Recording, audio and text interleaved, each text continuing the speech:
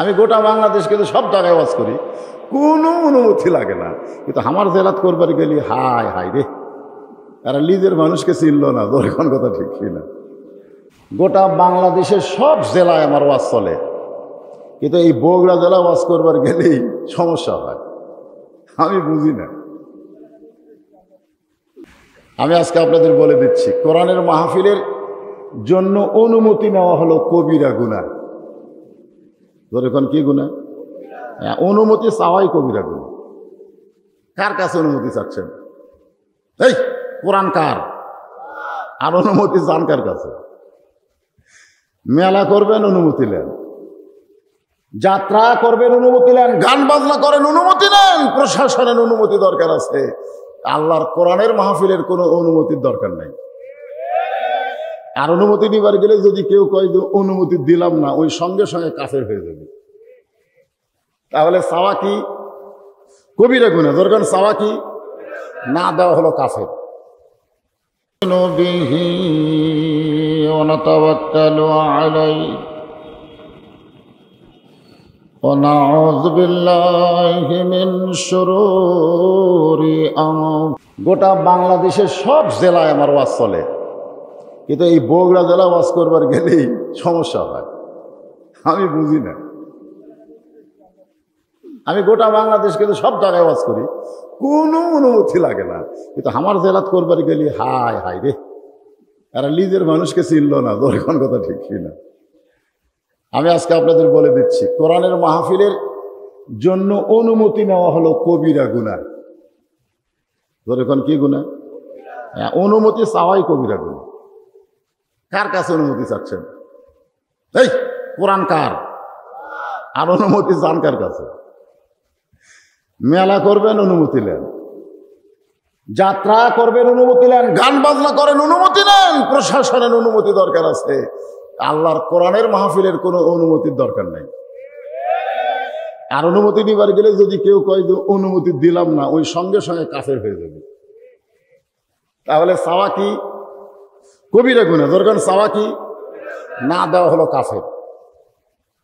যারা আমাকে বিশ্বাস স্থাপন করেছ, আল্লাহ তাদেরকে বলতেছেন আত্তাকুল্লাহ, ভয় করতে হবে। কার? আরো জোরে। এই জিকির হলো সবচেয়ে দামি জিকির, জানেন? এই যে আল্লাহকে ভয় করা লাগবে, এই কথাটা আপনি মানে আপনি জান্নাতে চলে গেছেন। ভয় করতে হবে কাকে? আরো জোরে। এখন যদি আল্লাহকে আমরা ভয় করি, আল্লাহ আছে কোন দিকে? চারিদিকে না উপর দিকে? সব দিকে। সব দিকে আল্লাহ। আল্লাহ যদি সব দিকে হয় তো পশ্চিম দিকে হয় সেটা দেন কেন? আরে চারিদিকে আছে পুলিশ, র্যাব, বর্তমান সরকারের ক্যাডার চারিদিকে দাঁড়িয়ে আছে। আমি চিন্তা করতেছি, যে হারে সব খাড়া হয়ে আছে রে, আমি কোন দিকে তাকে ওয়াজ করবো রে? যদি আমি আল্লাহর দিকে তাকে কোরআনের হক কথা ওয়াজ করি, তাহলে আমি পুলিশ ধরবি রে। এখন আমি কি করি রে? তখন আমার ইমান বলতেছে, পুলিশের ধরার চিন্তা করিস না হুজুর, আজরাইল ধরার চিন্তা কর। আজরাইল ধরার চিন্তা কর। পুলিশ ধরলে ছাড়ার সম্ভাবনা আছে, কিন্তু আজরাইল ধরলে কিন্তু আর ছাড়বি না হুজুর। তো আপনারা যারা এখানে বসে আছেন, আপনারা কোন ধরার চিন্তায় আছেন? আজরাইল ধরা না পুলিশ ধরা? এর অন্তর থেকে এটা আমার সামনে বসতে কি করে? কি মোবাইলে কি হয়েছে? এই বাচ্চাকের হাতে বুঝলেন, এখন স্বয়ং জিবরাইল এসেও যদি ওয়াজ করে। আমি তো একটা তুই বক্তা, স্বয়ং জিবরাইলকেও আল্লাহ যদি মানব স্রোতে বক্তা করে পাঠায়, জিবরাইল ওয়াজ দিয়েও এই যুবকদেরকে ভালো করার কোনো সম্ভাবনা নাই যাদের হাতে মোবাইল গেছে। জোরে কোন কথা ঠিক না? এরকম ভালো করার কোনো সম্ভাবনাই নাই। কি কথা রে বারে? হাই স্কুলের মাঠ ফাঁকা, কলেজের মাঠ ফাঁকা। আগে তাও ফুটবল খেলতো, ক্রিকেট খেলতো। কেরে সব ছেলেগুলো গেল কোথায়? দেখবার যদি যান গাছতলার যায়, গাছতলার যায় দেখি সব মোনাজাত করতেছে, এভাবে মোবাইলে মোনাজাত করতেছে। এই সমস্ত যুবকদেরকে ভালো করতে গেলে জিবরাইলের ওয়াজ দেওয়া হবে না, স্বয়ং আল্লাহর কোরআনের আইন বাংলাদেশে প্রতিষ্ঠা করা লাগবে। জোরে কোন কথা ঠিক? যদি এই যুবকগুলো ভালো করবার পারে, ওয়াজ দিয়ে এরকম ভালো করা যাবে না। এরকম ভালো করার গেলে আল্লাহর কোরআনের আইন লাগবে ভাই। তাছাড়া মন খারাপ করছেন বাবা, কালো মানুষের দিকে তাকা থাকলে মোবাইলের কি দেখি, এইগুলা কি জন্য যাচ্ছে? এগুলো আসার কারণ হলো আমার ওয়াজ শুধু আপনারাই এই তারাজুল মাদ্রাসার ফিল্ডের মানুষ না, গোটা বাংলাদেশে যত বাংলা, গোটা পৃথিবীতে যত বাংলা ভাষী আছে সবাই লাইভের মাধ্যমে দেখতেছে। জোরে খান কথা ঠিক কিনা? হ্যাঁ, অনেক ওয়াজ শেষ হওয়ার পরে দেখি 1 লক্ষ ভিউ হয়ে গেছে, মানে 1 লক্ষ লোক দেখছে। সৌদি আরব থেকে মোবাইল করে বলতেছে, হুজুর আজকে তো ভালোই সাঁটালেন। দুবাই থেকে বলতেছে, বললাম তোর বাড়ি কোথায়? বলে আমার বাড়ি নশদপুর। বাড়ি নশদপুর হোক, কিন্তু ওয়াজ শুনলাম দুবাই থেকে। তাহলে এই যন্ত্র গেলে কি এমনি? আপনারা এগুলো দেখে বিরক্ত হন, বিরক্ত হয়েন না। এই ইউটিউব আগে গান বাজনা দিয়ে ভরা ছিল, এখন আল্লাহর কোরআনের তাফসীর দিয়ে ভরা। ধরে কোন কথা ঠিক? বিরক্ত হয়েন না, এই লাঠিগুলোর মধ্যে কাম আছে তো। আবার কিছু বিপদও আছে। আমার ওয়াজ সরাসরি তো খালি ভালো মানুষও শুনতেছে না, 2-1 পর আবার আমার বেড়ি লাগানোর চিন্তা করতেছে। ধরে কর কথা ঠিক না? কিন্তু ডাইরেক্ট মারতেছে।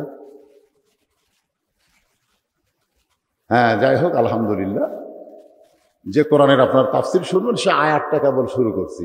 এই একটা আয়াতের উপরে ইনশাল্লাহ অনেক কথা আছে। আছে না নাই? ধরে আছে না নাই? আল্লাহ ইমানদারকে লক্ষ্য করে বললেন, আত্তাকুল্লাহ, ভয় করতে হবে আল্লাহর। ধরে বলেন কার? এইমাত্র আসরের নামাজ পড়ে জমিতে ধান দেখতে গেছে, মাথার টুপি, কপালত নামাজের পড়া, ধান দেখবার যায় দেখি ওপর জমির পানি, নিচে ওর জমির পানি নেই। ওপর জমির পানি আছে, নিচে জমির পানি নাই। চিন্তা করতেছে, কে রে, ওপরের এত পানি, নিচে আমার জমির পানি নেই, কি করি? চারিদিকে এরকম তাকায় দেখে কোনো মানুষ নেই। আস্তে করে বসে আল কেটে দিছে। আল কেটে দিয়ে ওই পানি দিয়ে হাত ধসে ধুয়ে আবার উঠছে। ওঠার পরে চারিদিকে দেখতেছি কেউ নাই। আলহামদুলিল্লাহ, কেউ দেখেনি, কেউ দেখেনি। আপনারা বলেন তো, এই ব্যক্তিটার মধ্যে কি আছে? ওই ব্যক্তির নামাজ আছে কিন্তু ইমান নাই। ধরে কোন কি নাই? ইমান যদি থাকতো তাহলে তার ইমান বলতো, কেউ না দেখলো কে দেখতেছে। আজকে আমাদের বাংলাদেশে খালি এই একটা বিশ্বাস যদি আমাদের থাকতো, কেউ না দেখলো আল্লাহ দেখতেছে, তাহলে 30 তারিখের ভোট 29 তারিখে হতো না। ধরে কোন কথা ঠিক কিনা? সকালে সকালে আমি একলা 100টা মারছি রে। কিন্তু কিভাবে মারলি? দরজা আল্লাহ বন্ধ করে মারছি, কেউ দেখেনি। তো 2 কান্ত 2 ফেরেশতা কয়, আল্লাহ শয়তান কি কয়? কেউ বলে দেখেনি। তাহলে আমরা কান্দত কি ঘুম পাচ্ছি? ইমানদারকে লক্ষ্য করে আল্লাহ বললেন, আত্তাকুল্লাহ, ভয় করতে হবে কার? আরো জোরে বলেন। শুধু ভয় করলে হবে না, হাক্কা তুকাতিহি, যথাযথ ভয় করা লাগবে। এই যথাযথ ভয় করতে গেলে সরকারের আইন দিয়ে হবে না, এটা আমার আল্লাহর কোরআনের আইন লাগবে। ধরে কোন ঠিক কি না? আমি একটা ছোট্ট যুক্তি দিলে আপনারা বুঝতে পারবেন। অর্ধ পৃথিবীর খলিফা হযরত উমর, নাম কি? উনি জোহরের নামাজ পড়ানোর জন্য মসজিদে যাচ্ছেন। আপনারা বলেন তো, পড়ার জন্যই না পড়ানোর জন্য? হ্যাঁ, আমাদের নেতারা নামাজ পড়বার যায় না পড়াবার যায়? তাও সব নেতা যায় না। আপনাদের উপজেলা চেয়ারম্যানের মতন এরকম কিছু নেতা পড়বার যায়। আমি নিজের চোখে দেখছি, ডান পাশে আওয়ামী লীগ, বাম পাশে বিএনপি, আর মাঝখানে জামাত, 3 জন মিলে নামাজ পড়বে। এখন ইমামতি করবে কে? এখন 3 জন মিলে তো একটা ইমাম হওয়া লাগবে, নাকি কোন ইমাম হওয়ার দরকার আছে না? নাই। আওয়ামী লীগ বলতে দেবো, ভাই আমি নামাজ পড়বার পারি রে, পড়াবার পারি না। বিএনপি বলতেছে আমি আকামত দিবার পারি ভাই রে, কিন্তু পড়াবার পারি না। জামাত বলতেছে আমি পড়বারও পারি, পড়াবারও পারি, কিন্তু আমি যুদ্ধ করাতে। এখন কি করবি? তখন আওয়ামী লীগ বলতেছে, ওই বাইরের কথা ভিতরে কোস না, তো ওই বাইরের কথা ভিতরে বলিস না। আমি আওয়ামী লীগ, তুই বিএনপি, তুই জামাত, এটা হলো বাইরের কথা। ভিতরের কথা হলো আমরা 3 ভাই। তুই যখন জানিস বেশি, সামনে যা, তোকে আমরা একতেদা করে নেতা বানাবার চাই। ফেরেশতাকে আল্লাহ কি দেখতেছি? আল্লাহ কয় এই জায়গাটা আমার, তারা বিশ্বাস করে, আর অন্য জায়গা যে আমার এটা আর বিশ্বাস করে না। যার কারণে আমার জায়গার মধ্যে আর রাজনীতিকে খতম করে আল্লাহর নীতি মানতেছে, আর ওরকে জায়গা যখন যায় তখন ওদের আইন মতো ওরা চলে। কি মনে করতেছেন? এই আমার কথাই বুঝতেছেন না? এই দেখতেছেন না হুজুর, এই পুকুর এটা আমারই, ওই সাইডে যা দেখতেছেন ওটাও আমার, ওই সাইডে যা দেখতেছেন ওগুলো আমার, ওই সাইডে আমার বড় হয়, এই সাইডে আমার ব্যবসা হয়। তো সবই যদি তোমাকে হয় আল্লাহর, তখন বলতে হুজুর আল্লাহটা দেখবেন, এগুলো 2 মিনিট হাঁটা লাগবে। তো 2 মিনিট হেঁটে আসা তারাদের মাদ্রাসার মসজিদের কাছে খাড়া হয়ে বলতেছে, এখানেও আল্লাহর খুঁজো ছিল না হুজুর, আমার চাচাই 10 শতক আল্লাহ দান করছে, আমার চাচাই 10 শতক আল্লাহ দান করছে, আর আমরা টাকা পয়সা দিয়ে আল্লাহ মসজিদ বেনে দিছি। তখন ফেরেশতাকে আল্লাহ, এই দেশের নাম কি আল্লাহ? যেই দেশে তোমার কিছু নেই, ওর চাচা দান করলে পাও, আর এরা টাকা দিয়ে বেনে দেয়, এই দেশের নাম কি? আল্লাহ বলতে, ওই দেশের নামই হলো বাংলাদেশ। ওই দেশে আমি আল্লাহর চাইতে গরিব কেউ নেই। এরা খালি মসজিদের মধ্যে আমাকে মানে, মসজিদের বাইরে আমাকে মানে না। অথচ মসজিদ যেমন আল্লাহর, গোটা বাংলাদেশও তেমন আল্লাহর। ধরে কোন কথা ঠিক? তাহলে মসজিদের মধ্যে জামাতে ইসলাম তোমাকে ইমাম হলো, বাইরে আসলে যুদ্ধ অপরাধী কাউকে ঠিক পরে খান, বাড়ির যায় ঠিক পাবেন। বধুর সাথে অবস্থা এখন বুঝবেন না, বাড়ির যাওয়ার পরে বলবে হুজুর কি ওয়াজ করলো রে, 8 ঘন্টা লাগবে চিন্তা করতে। একটু মনোযোগ দিয়ে শুনবেন। হাক্কা তুকাতিহি, যথাযথ ভয় করতে গেলে কি করা লাগবে এইটা বোঝানোর তাফসির করতে গিয়ে বলতেছে ওমর ফারুক নামাজ পড়ানোর জন্য মসজিদে যাচ্ছেন। নামাজটা হলো জোহরের নামাজ। জোরে বলেন কোন নামাজ? 5 ওয়াক্ত নামাজের মধ্যে এই জোহরের 4 রাকাত ফরজ নামাজ আল্লাহ যখন নবীকে দিচ্ছেন, নবী বলতেছেন আল্লাহ এই জোহরের 4 রাকাত ফরজ নামাজ আদায় করলে আমার উম্মতের কি হবে, মেহেরবানি করে একটু আপনি বলেন। আল্লাহ বলে, হাবিব আপনার জাতির পিতা হযরত ইব্রাহিমকে যখন আগুনের চুলার উপরে রেখেছিল, বাবা আগুন রশি ধরে যখন টানতেছিল, এক সময় আগুনের চুলার মধ্যে যখন ইব্রাহিম পড়ে গেল, আমি আল্লাহ বলে দিলাম কুলনা ইয়া নারু কুনি বারদান ওয়া সালামান আলা ইব্রাহিম। আগুনের বাগান শান্তির বাগান পায়া শুকরিয়াতান ইব্রাহিম নবী 4 রাকাত নামাজ আদায় করেছে। ওই 4 রাকাত নামাজটাই আমি আল্লাহ জোহরের নামাজ হিসাবে আপনার উম্মতকে দিয়ে দিলাম। আপনার উম্মতের জোহরের 4 রাকাত নামাজ যখন জামাতে মসজিদের সঙ্গে আদায় করবে, ইব্রাহিম নবীর সম পরিমাণ সওয়াব আমি আল্লাহ দিয়া দিব। সেই নামাজ পড়ানোর জন্য হযরত উমর যাচ্ছেন। যাওয়ার সময় দেখে সামনে একটা ছেলে হাঁটতেছে, কিন্তু হাঁটার কোনো সাইজ নেই, হাঁটার কোনো, যেরকম এখন মোটর সাইকেল চালানোর কোনো সাইজ নেই।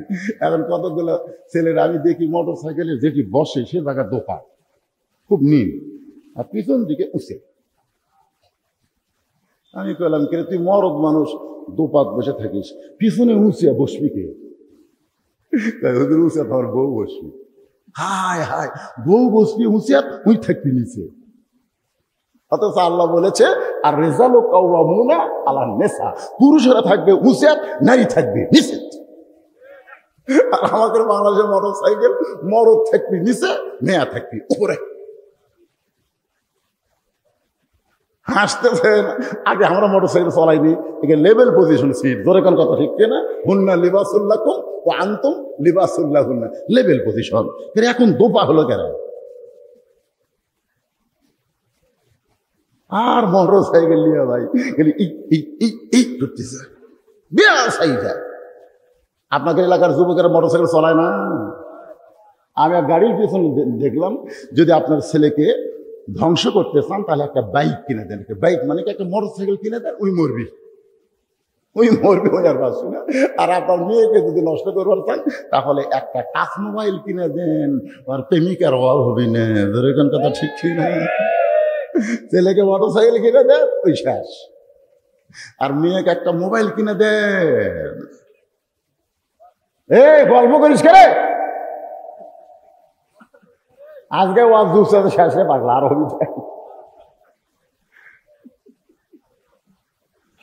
আচ্ছা, আপনাকে এলাকাতে এরকম মোটরসাইকেল নাই, দোপার নাই, চলার কোনো সাইজ নাই। ওমর ফারুক পিছন দিক থেকে লক্ষ্য করে দেখে যুবক রাস্তা দিয়ে হাঁটতেছে, কিন্তু হাঁটার কোনো সাইজ নাই, কখনো ডানে যায় কখনো বামে যায়। আল্লাহর কোরআনের আইন যখন সমাজে চালু হবে তখন বাম সাইডে চলা যাবে না, ডান সাইড দিয়ে হাঁটতে হবে। ধরে কোন কথা ঠিক কি না? আমাদের বাংলাদেশে কোন সাইড? আরো জোরে। হাসরের ময়দানে আমলনামা যদি ডান হাতে দেয় ওই ব্যক্তির কোনো চিন্তা থাকবে না, ওই ব্যক্তি বিনা হিসাবে জান্নাতি হবে। আর আমলনামা যদি বাম হাতে দেয় ওই ব্যক্তি বিনা হিসাবে জাহান্নামে যাবে। আপনারা বলেন তো, হাসরের ময়দানে আমলনামা আমরা ডান হাতে চাই না বাম হাতে চাই? তো ডান হাতে যদি চান তাহলে বাম সাইড দিয়ে হাঁটা চলবে না, ডান সাইড দিয়ে হাঁটতে হবে। হয়তো বলবেন, হুজুর বাংলাদেশের সরকারের আইন চলে কিন্তু আল্লাহর আইন চলে না। মুসলমান দাবি করবেন হাক্কা তুকাতিহি ডিগ্রি অর্জন করতে গেলে ওরকম সরকারের আইন মানা চলবে না, আমার আল্লাহর আইন মানা লাগবে। ধরে কোন কথা ঠিক কি না? যদি বলেন হুজুর আল্লাহর আইন মানতে গিয়ে তো আমি অ্যাক্সিডেন্ট হয়ে মরে যাব, এখন আপনাকে মানার কথা বলা হচ্ছে না। আল্লাহর আইন মানার জন্য আমাদেরকে আল্লাহর আইনের প্রতি শ্রদ্ধা করে আমাদের গোপনে গোপনে একটা দল গঠন করা লাগবে। একদিন আল্লাহর জমিনে আল্লাহর আইন চলবে। ধরে কোন ঠিক কি না? ওমর ফারুক চিন্তায় পড়ে গেলেন, এরকম ডানে যায় বামে যায়, এই ছেলেটা কে রে? খুব দ্রুত গতিতে ওমর ফারুক ছেলেটার সামনে গিয়ে দেখে ছেলেটার অন্য কারো না, তারই জন্ম দেওয়া আবু শামা। ওমর ফারুককে আমার জন্ম দেওয়া চোল এরকম হলো কেন? কি ভাবতেছেন? ফজরের নামাজের আযান দিছে, মুয়াজ্জিন বলতেছে, হুজুর কি বিপদ, এই কুত্তার যে কোন জায়গায় ঘুম পাড়ায় আমি জানি না, কিন্তু যে আযান শুরু করি কোত্থেকে দৌড়ে এসে মসজিদের জানলার কাছে এসে লোকমা দেওয়া শুরু করে। তো হুজুর আমার দোষ কি? আযান দিলে কুত্তারা লোকমা দেয় খায়। আমি তখন বললাম, ভাই রে তোমার দোষ তো আমি খুঁজে পাচ্ছি না। শেষ রাত্রে সবাই যখন ঘুম পাড়ে তুমি তখন আসসালাতু খায়রুন নাওম করে সবাইকে চেতন করো, তোমার তো দোষ খুঁজে পাই না। আসলে আমি মুয়াজ্জিনের কোনো দোষ খুঁজে পেলাম না, কিন্তু আল্লাহর কোরআন যখন পড়তেছি তখন দেখলাম আল্লাহ বলতেছেন, ওয়ামান আহসানু কাওলাম মিম্মান দাআ ইলাল্লাহ ওয়া আমিলা সালিহান ওয়া ক্বালা ইন্নানী মিনাল মুসলিমিন। রব্বাকা ফাকাব্বির। কোরআনের আয়াত যখন তেলাওয়াত শোনা হয় ইমানের জজবা আল্লাহ তখন বেড়ে দেয়, জবান ফসকে বের হবে আল্লাহু আকবার, বলা লাগবে না, ইমানের দাবিতে আপনার জবান থেকে বের হবে। জোরে কোন ঠিক কিনা? কিন্তু যারকে বাড়াচ্ছে না, এই বাড়ায় না কেন? আল্লাহ নিজে বলেছেন, ওয়াইজা তুলিয়াত আলাইহিম আয়াতুহু যাদাতুহুম ঈমানান। কোরআনের তেলাওয়াত শুনলে ইমান বেড়ে যাবে। ইমান বাড়ার লক্ষণ কি? চুপ থাকা। এই চুপ থাকার জন্য 80 টাকার সামিন 200 টাকা দিয়েছে, খালি চুপ থাকার জন্য। এই চুপ থাকার জন্য 500 টাকা গরুর গোস্ত, গরুর দাম বাড়েনি কিন্তু গোস্ত 700 টাকা দিয়েছে। ধরে এটা চুপ, একটা কথা কয় না। বাংলাদেশের সব কিছুর দাম বেড়ে যাওয়ার পিছনে কারণ হলো আমরা চুপ হয়ে গেছি। ধরে কোন কথা ঠিক কিনা? কথা কইস না, দরকার হলে 100 জাকাত আদেশ আর খা। কথা কইস না, কথা কইলে কিন্তু ধরা খাবো। মানে আল্লাহর ভয় তো নাই, অন্য একটা ভয় এসে আমাদের গোটা বুক দখল করছে। ধরে কোন কথা ঠিক কিনা? ওয়াজ হচ্ছে কিসের ভয়? কার ভয়? আরো ধরে বলেন, কার ভয়? ওমর ফারুক তার ছেলেকে কিছু বলতে যাবেন, কেন ছেলে ডান বাম করে হাঁটতেছে, এরকম ব্যাস হয়ে হাঁটতেছে। আল্লাহ রাসূল বলেন, আসসালামু ক্বাবলাল কালাম, কোনো কথাবার্তা বলার আগেই তুমি সালাম দাও। আপনি যার সঙ্গে কথা বলবেন আগে কথা বলবেন না, সালাম দিবেন। এটা কার কথা? আল্লাহ রাসূল বলেছেন, আসসালামু ক্বাবলাল কালাম। যদি কোনো অতিথি এসে আপনাদের বলে, আজকের মাহফিলের সম্মানিত সভাপতি, আজকের মাহফিলের সহসভাপতি, আজকের মাহফিলের বিশেষ অতিথি, আজকের মাহফিলের প্রধান বক্তা, আমার সামনে যারা বসে আছেন সবাইকে লক্ষ্য করে আমার সালাম, আসসালামু আলাইকুম। ফেরেশতা কয় আল্লাহ নবী করলো কি আর ই করলো কি? আল্লাহ নবী কইছে কোনো কথাই বলা যাবে না, আগে সালাম দিয়ে তারপরে কথা বলা লাগবে। আগে সভাপতি সহসভাপতি বহু কিছু কইয়া তারপরে সালাম দিচ্ছে, এটা হবি? আল্লাহ বলতেছে কেমনে হয়? আমার নবী যে নিয়ম শিখা দিয়েছে সেই নিয়ম বাদ দিয়ে অন্য কোনো নিয়ম চলবে না। মাতা কুমুর রাসূলু ফাখুযুহু ওয়া মা নাহাকুম আনহু ফান্তাহু। আমার নবী যেটা করেছেন সেটা করা লাগবে। ধরে কোন কথা ঠিক কথা কন না কেন? চাচা আসসালামু আলাইকুম। চাচা হবি না? আগে চাচা কত করে, আগে সালাম দাও। হুজুর আসসালামু আলাইকুম হবি না? আগে হুজুর কেন কইছো? আগে সালাম দে তারপরে হুজুর কো। যত কথা আছে সালামের পরে হবি, সালামের আগে কোনো কথা চলবি? কথা কয় না, কথা কয় না। আজকে আমাদের বাংলাদেশে অনেক বক্তারাও পর্যন্ত ভুল করে। একে বিজ্ঞাপন ধরে সভাপতি, প্রধান অতিথি, বিশ অতিথি সবগুলা কয়া কয় সবাইকে লক্ষ্য করে আমার ভক্তিপূর্ণ সালাম হলো না। এত কথা আগে কেন কইছো? আজ থেকে তাহলে আপনারা কি বলেন? আগে কি? আর সবাই কয় না। এটাকে এই নবীর সুন্নতটা শিখেলেন, আসসালামু ক্বাবলাল কালাম, আগে সালাম পরে কালাম। ওমর ফারুক ছেলেকে লক্ষ্য করে সালাম দিচ্ছে, আসসালামু আলাইকুম ইয়া ইবনি, আসসালামু আলাইকুম ইয়া ইবনি, এ আমার কলিজার টুকরা সন্তান, তোমার প্রতি আল্লাহ রহমত বর্ষিত হোক। সঙ্গে সঙ্গে ছেলেটা বলতেছে আপনি কে ভাই? আপনার তো চিনলাম না। কি বুঝলেন? এই কি বুঝলেন? ওমর ফারুক ছেলেটাকে সালাম দিচ্ছে আর ছেলেটা উত্তরে বলতেছে আপনি কে ভাই? আপনাকে তো চিনলাম না। সঙ্গে সঙ্গে ওমর ফারুক চমকে গেলেন। আমি আমার ছেলের সালাম দিলাম আর ছেলে আমাকে ভাই বলল। সালামের তো উত্তর দিলই না, বাপকে ভাই বলতেছে। লক্ষণ ভালো। ওমর ফারুক আস্তে করে নাকটা ছেলের মুখের কাছে, মুখের ভিতর থেকে টাইগার স্পিরিট। আপনার দেখবেন টাইগার স্পিরিট খেয়ে কোনো ছেলে যদি আপনার কাছে আসে, আর মুখের ভিতরে একটা গন্ধ আসে না? এই কথা কর না, এই ছেলেরা, এই যুবকেরা, তোমাদের পায়ে হাত দিয়ে বলতেছি এই টাইগারের স্পিরিট খাইও না। এর মধ্যে কিন্তু হালকা মিল করে দিয়েছে। খাতে খাতে এমন লিসে হবে, অন্য কোনো পানি আর ভালো লাগবে না। কিছুদিন পরে দেখবে তুমি আছো, তোমার বউ নেই, থাকলেও অন্য মরদের সাথে ওভার ডিউটি করবি রে। কারা কারা টাইগার খাবা?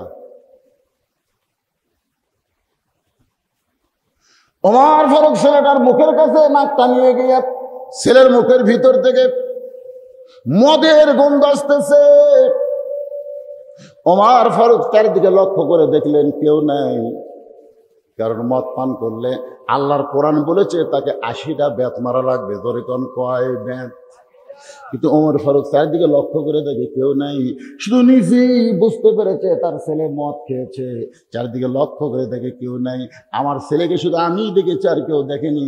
এমন সময় ইমান বলতেছে ওমর, চারিদিকে লক্ষ্য করে কেউ নাই দেখতেছো, একবার উপর দিকে তাকায় দেখো, হাক্কা তুকাতিহি, কেউ না দেখলেও আমি আল্লাহ দেখেছি। অনুমতি নেওয়া যায় যে জীবনে আল্লাহর কোরআন হাত দিয়ে স্পর্শ করে নাই, এই কোরআন কি আসুন তো জানে না, এই বেটা কোরআনের অনুমতি কেমনে দিবে? ধরে কোন কথা ঠিক কি না? আফসোস, এ রাস্তা দিয়ে প্রতিদিন আমি তাই ওয়াজ করব। আমার কি মন চায় না যে দুঃসাহসে গোটা দশেক মারি? আমার কি মন চায় না? এত দূরে যে ওয়াজ করা লাগবে কেন? আল্লাহ কোরআনে বলেছে কো আনফুসাকুম ওয়া আহলিকুম নারা, জাহান্নামের আগুন থেকে বাঁচতে গেলে আগে তুমি বাঁচো, তোমার আহালদের নিয়ে বাঁচো। জোরে কোন কথা ঠিক কিনা? আমি আমার আহালের কাছে মক্কার মতো মনে হয়েছি, আর দূরের মানুষের কাছে মদিনা। জোরে কোন কথা ঠিক কিনা? আল্লাহ রাসূলকে যেরকম মক্কার মানুষ গ্রহণ করে, আমার অবস্থাও তাই। এই যারা দাঁড়িয়ে আছেন বসেন, আইসি যখন কিছু আর শোনাবো বসেন, সবাই বসেন। তো যে কথা বলতেছিলাম, আমরা যারা এখানে বসে আছি শোনেন, আজকের এই মাহফিল কমিটি পক্ষ থেকে যেনাকে সম্মানিত সভাপতির দায়িত্ব দেওয়া হয়েছে তিনি আমার পাশে বসে আছেন। আপনাদের এই গ্রামের উজ্জ্বল নক্ষত্র অবশ্য গ্রামে থাকে না। আমরা বড় বেকায়দায় পড়েছি। মানুষের যখন কেউ একটু বিশেষ হয়ে যায় তখন আর গ্রামে থাকে না, বলে কোন কথা ঠিক কি না? তখন গ্রামের বাড়ি হয় বসত বাড়ি, মাঝে মধ্যে আসে কিন্তু থাকে না। আর শহরের বাড়ি হয়ে যায় বাসা। শহরের বাড়ি কি? বাসা। গ্রামের বাড়িতে এসেই বলে দেওয়া লাগবে, বাসায় দেওয়া লাগবে, বাসায় দেওয়া লাগবে। তো সবাই বলে কে ভাই আইসেন একটু থাকেন? না না না না, এখানে বসত করা যায় কিন্তু থাকা যায় না। বসত মানে কিছু সময় বসা যায়, যেগুলো আব্দুল আলিম কইছে, এপারে তোর বসত বাড়ি, ওই পারে তোর বাসা, ভবদরিয়ায় পাড়ি দিতে, ভবদরিয়ায় পাড়ি দিতে কেমনে করলি আশা রে, এ পাহাড়ে তোর বসত বাড়ি, ওই পারে তোর বাসা। দুনিয়ার বাড়ি হলো বসত বাড়ি, আর আমাদের বাসা হলো জান্নাত। যেরকম সুবহানাল্লাহ। আজকের এই মাহফিলের সম্মানিত সভাপতিকে অন্তরের অন্তঃস্থল থেকে আমি শুভেচ্ছা জ্ঞাপন করছি, ওনার জন্য দোয়া করছি, উনিও আমার জন্য দোয়া করুক, এবং সকলের জন্যই আমার বাপজান যারা দোয়া করে আল্লাহ কবুল করুক, সকলে বলে আমিন। আজকের এই মাহফিলের সম্মানিত প্রধান অতিথি, যিনি কিছুক্ষণ আগে আমার কানে কানে কিছু বলে গেলেন, কিছুই বলেননি, শুধু একটা কথা বলেছে, দুপুরে যেন আপনি ওয়াজ করতে পারেন সে ব্যবস্থা আমি করবো ইনশাল্লাহ। এই একটা কথা আমার কানে বলে গেছে, কারণ বহু লোক দাওয়াত দিবার চা ভয় খাচ্ছে যে কি জানো হয়। আজকের দিনে কিন্তু আমার একটা মাহফিল দুপসাজা ছিল, আজকেও একটা ছিল। আমি তো একটা করার মাল না, আমি প্রতিদিন 2-3টা করে করি। তোর এখন কথা ঠিক কিনা? ওই ছিল ওই জিয়ানগরের সাইডে, ও থানা থেকে অনুমতি দেয়নি, ওরা পারেনি, কিন্তু তারা জন ইনশাল্লাহ করতেছে আলহামদুলিল্লাহ। তার মধ্যে আজকের মাহফিলের প্রধান অতিথিরও কিছু ভূমিকা আছে, আছে না নাই? আজকের এই মাহফিল করার ব্যাপারে তিনি যথেষ্ট কষ্ট করেছেন, এবং আজকের মাহফিলের সম্মানিত প্রধান অতিথির আসনকে অলঙ্কিত করেছেন। আমি আমার অন্তঃস্থল থেকে সম্মানিত প্রধান অতিথিকে শুভেচ্ছা জ্ঞাপন করছি। আজকের এই মাহফিলের সম্মানিত বিশেষ অতিথির ভিতরে আপনাদের ইউনিয়ন পরিষদের সম্মানিত চেয়ারম্যান সহ সম্মানিত সুধীজন, বর্তমান সরকারের যারা অঙ্গ সংগঠনের নেতাকর্মী, সকলকেই অন্তরের অন্তঃস্থল থেকে আমি শুভেচ্ছা জ্ঞাপন করছি। সম্মানিত ওলামায়ে কেরাম, আপনাদের মাঝে মাঝে আলেম ওলামা বসে আছে, কারণ তারাজন মাদ্রাসা হলো একটা আলেম তৈরির ফ্যাক্টরি। ধরে কোন কথা ঠিক কিনা? যদিও মসজিদের মাহফিল, কিন্তু মাহফিলটা হচ্ছে কি মাদ্রাসার আঙ্গিনায়। তাহলে বোঝা গেল এইটা হলো আলেম তৈরির কি, জোরে বলেন, ফ্যাক্টরি। বোঝেন না? ফ্যাক্টরি, হ্যাঁ, এটা হলো আলেম তৈরির কারখানা। ও আবার ফ্যাক্টরি বোঝে না, কারখানা কর, ঠিক আছে, একই জিনিস। অনেক আলেম ওলামা আপনাদের মাঝে মাঝে বসে আছেন চুপ করে, মঞ্চ উপবিষ্ট আছেন। মাগরিবের নামাজের পর থেকে আমি তেজে আসার আগ পর্যন্ত, বিশেষ করে আমার বন্ধুবর দুপসাসিয়া ডিএস ফাজিল মাদ্রাসার সম্মানিত ভাইস প্রিন্সিপাল, আমরা একই সঙ্গে লেখাপড়া করছি, আলহাজ মাওলানা আজিজুর রহমান অত্যন্ত গুরুত্বপূর্ণ আলোচনা করে আপনাদেরকে শোনালেন। আলেম সহ এই মাহফিলের বক্তাগণকে অন্তরের অন্তঃস্থল থেকে আমি শুভেচ্ছা জ্ঞাপন করছি। আমার সামনে যারা বসে আছেন, মন খারাপ, মন খারাপ, হ্যাঁ, বসারও কিন্তু একটা সাইজ আছে। সাইজ নাই? একটা হলো সাইজের বসা, একটা হলো বেয়া সাইজের বসা। কারণ শ্রোতাদের মধ্যে একদল শ্রোতা হলো আলগা শ্রোতা। ধরে কোন কি শ্রোতা? আলগা। আপনারা তো আমার ভাষা বুঝবেন, কারণ একই জায়গাতে বাড়ি। আলগা শ্রোতার চরিত্র হলো এরা মাগরিবের নামাজও পড়েনি, এশার নামাজও পড়েনি, ফজরের নামাজও পড়বে না বলে নিয়ত করছে। মানে এরা নামাজ পড়ে না, ওয়াজ শোনে। এই সকল আলগা শ্রোতার চরিত্র হলো এরা বক্তার আকর্ষণে আসে, আল্লাহর কোরআনের আকর্ষণে আসে না। আসে কার আকর্ষণে? আগে শোনে কোন বক্তা আসতেছে, বলে অমুক বক্তাকে আমরা ওয়াজ করে ঠিকই সাটে না। আবার যদি শোনে অমুক বক্তা আসতেছে, চলো যাই। এই আলগা শ্রোতা এরা ওয়াজের মাহফিলে ডাবে বসে না, একটু আলোক হয়ে থাকে। ওয়াজ যদি সাটে তো ডাবে, না সাটলে চল যাই, ওয়াজ করতে চাই, হচ্ছে না। এরা হলো কি শ্রোতা, কথা কয় না, কি শ্রোতা। আর একদল শ্রোতা হলো ডাবা শ্রোতা। এরা মাগরিবের নামাজও পড়েছে, এশার নামাজও পড়েছে এবং ফজরের নামাজও পড়বে ইনশাআল্লাহ। এই ডাবা শ্রোতার চরিত্র হলো এরা বক্তার আকর্ষণে আসে না, এরা আসে আল্লাহর কোরআনের আকর্ষণে। সুবহানাল্লাহ বলে। কার আকর্ষণে? এই কোরআন থেকে তারা আলোচনা শুনতে চায়। যতক্ষণ আলোচনা হবে কোরআনের মহব্বতে এরা জান্নাতের বাগানে বসে থাকবেই। এরা হলো ডাবা শ্রোতা। এখন আপনাদের কাছে আমি জানতে চাচ্ছি, আপনারা আলগা না ডাবা? একজন এই সাইড থেকে দুটা হওয়া যাবে, দুটা হওয়া যাবে। আপনারা দুটা হওয়া যাবে? দুটা তো হওয়া যাবে না। এখন ফকির বলছে মা চারটা ভিক্ষা দাও, বাড়িয়ালি বলতেছে ফকির বাবাজি তোমাকে ভিক্ষা দেব না। তো ফকির বলে কি দিবা? বলে তোমাকে খাবার দিব। ফকির ভিক্ষা চাই, যদি খাবার দাওয়াত পায় ফকিরের মোশান বাড়ে না কমে? এখন ফকির বলতেছে মা কি খাবার দিবা?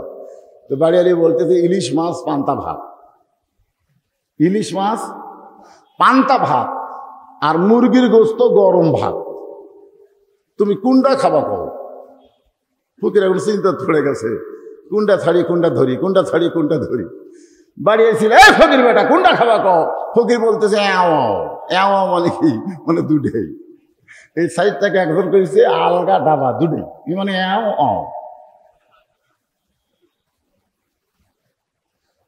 আপনাদের মধ্যে কারা কারা আলগা শ্রোতা আছেন হাত তোলেন। একজনও নাই, সকলেই হচ্ছেন ডাবা শ্রোতা। আল্লাহ কবুল করুক, জোরে করা আমিন। গোটা বাংলাদেশ ওয়াজ করতে গিয়ে একটা জিনিস আমি নিজের চোখে দেখছি, সেটা হলো আমরা যারা মুসলমান, আমরা কিন্তু 22 দল 24 দল না, আমরা হলাম মূলত 2 দল। জোরে কোন কয় দল? আপনি আওয়ামী লীগ, বিএনপি, জাতীয় পার্টি, জামাত যা করেন করেন, কিন্তু মূলত দল হলো 2টা। একদল মুসলমান হলো তালের মুসলমান। তাল বোঝেন? যাই বলে আইরে সেই দিকে যাই রে, বোঝা শোনা নাই রে। যাই বলে আইরে সেই দিকে যাই রে, বোঝা শোনা নাই রে। এই তালের মুসলমানের কোনো ব্রেক নাই। জোরে কোন কি নাই? এরা সব জায়গার ভাই। এরা গানের অনুষ্ঠানেও যায়, কোরআনের মাহফিলেও আসে। এরা হলো তালের মুসলমান, এদের কোনো ব্রেক নাই। জোরে কোন কি নাই? আর একদল মুসলমান হল জাতের মুসলমান। এদেরকে কেউ ডাকলেই যায় না, আগে দেখে ডাকটা ঠিক আছে কিনা। আল্লাহ রাসূলের যদি ডাক হয় এরা খুব দ্রুত গতিতে সেখানে চলে যায়। সুবহানাল্লাহ বলেন। এরা হলো জাতের মুসলমান। এই 2টা দল মুসলমান আমাদের বাংলাদেশে আছে না নাই? আছে। তো মাশাআল্লাহ আজকে আমার সামনে যারা বসে আছেন, আমি আমার অন্তঃস্থল থেকে আপনাদের সবাইকে শুভেচ্ছা জ্ঞাপন করছি। সম্মানিত মা বোনেরা যারা পর্দার অন্তরালে আছে না নাই? মা বোনদের কি বসার ব্যবস্থা আছে নাকি? মাহফিল কমিটির লোক এখানে আছে? সন্ধ্যা থেকে আমি কিন্তু ওই এশার পর থেকে এ পর্যন্ত যে ওয়াজ হয়েছে, আমার মা বোনদের কোনো ওয়াজ হয়নি। ঠিক কিনা বলেন? আমার আইজুর ভাই মা বোনদের কোনো ওয়াজ করেনি, কারণ মা বোনদের কিছু আলাদা ওয়াজ কোরআনে আছে না নাই? যখন আছে না, কতক্ষণ আছে। তো যদি সম্মানিত মা বোনেরা পর্দার অন্তরালে বসে থাকে, আমি আমার অন্তঃস্থল থেকে তাদেরকে শুভেচ্ছা জ্ঞাপন করে, দীর্ঘ করোনাকালীন সময় আমরা মাহফিল করতে পারিনি। ঠিক কিনা বলেন? হয়েছে? ঠিক মতো হয়নি। দীর্ঘদিন পরে আপনাদের সোনার মুখটা আমি দেখতেছি, আপনারা আমার কালো মুখটার দিকে একটু দেখেন। এই মুহূর্তে জিজ্ঞাসা করতেছি আপনারা সকলে কেমন আছেন? আলহামদুলিল্লাহ রব্বিল আলামিন। আপনারা নাউজুবিল্লাহ কর মনে হয় পারেন না, সবাই আলহামদুলিল্লাহ কর নাকি? নাউজুবিল্লাহ কর পারেন? পারেন? আচ্ছা, নাউজুবিল্লাহ কখন করবেন? তার মানে আপনারা ভালো আছেন। কিন্তু আমি তো জানি বর্তমানে যেভাবে আপনারা আছেন, যেই পরিবেশে বসবাস করতেছেন, নিঃশ্বাস নিতে পারতেছেন, কিন্তু একটা জিনিস আমাদের ভিতরে ঢুকতেছে না।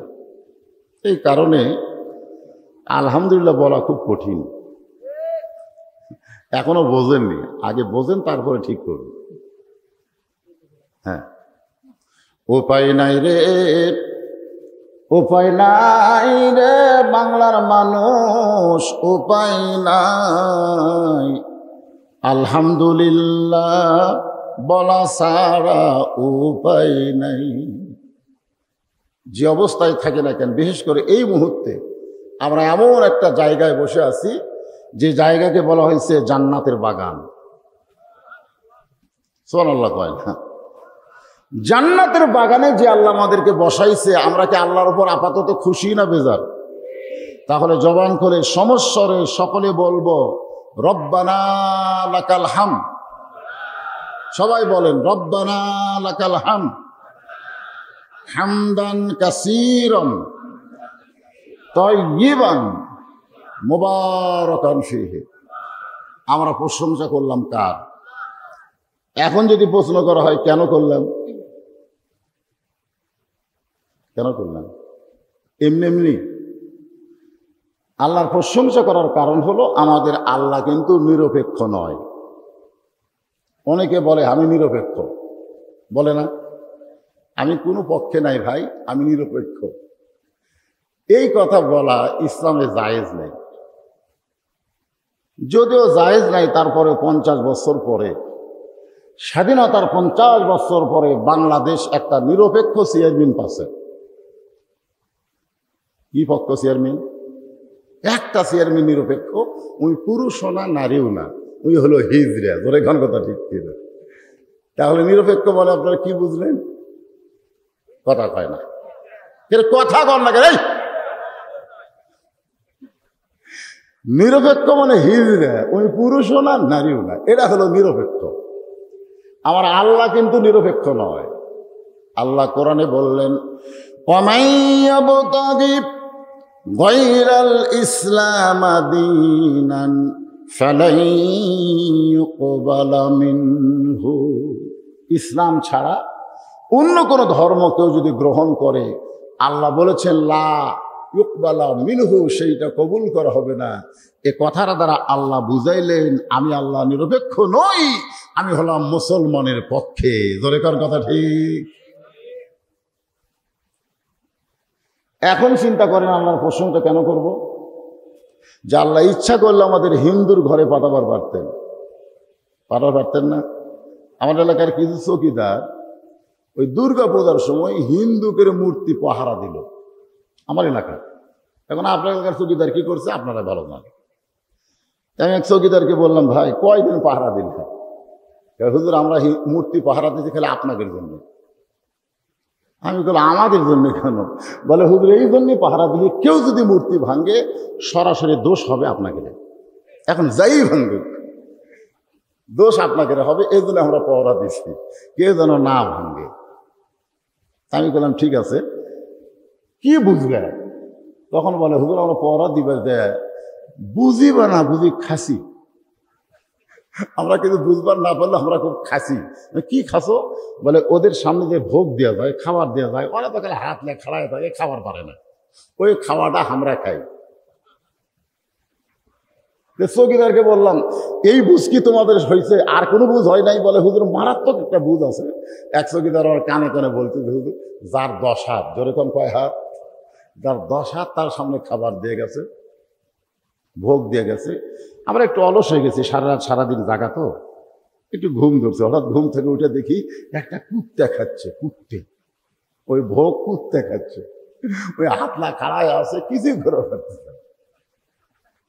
আমরা চিন্তা করলাম কে ধরে এতগুলা হাত কুত্তা খেতে আবার পারে না, তাকে সে তোরা নম নম নম নম করিস। আল্লাহ ইচ্ছা করলে ওই হিন্দু ধর্মের মধ্যে আমাদেরকে পাঠাবার পারতেন। ধরে কোন কথা ঠিক? আল্লাহ ইচ্ছা করলে ইহুদি খ্রিস্টান বৌদ্ধদের ঘরে আমাদের পাঠাবার পারতেন। কিন্তু আল্লাহ সেই ইচ্ছা না করে সরাসরি আমাদেরকে মুসলমানের ঘরে কবুল করলেন। এজন্য খুশি না বেজার? তাহলে জবান খুলে আর একবার বলি আলহামদুলিল্লাহ। আমরা আল্লাহর প্রশংসা আর একটা কারণে করব। এই প্রশংসা করার আগে আমি একটা গান গাই, আপনারা আগে শুনবেন, তারপরে চিন্তা করবেন। গাবো? মনের ঘরে তালা দিয়া সাবিনিয়া আসেন সাই, আমি অধম শব্দ কি তার হুকুম ছাড়া বাইরে যাই, হুকুম ছাড়া বাইরে যাই।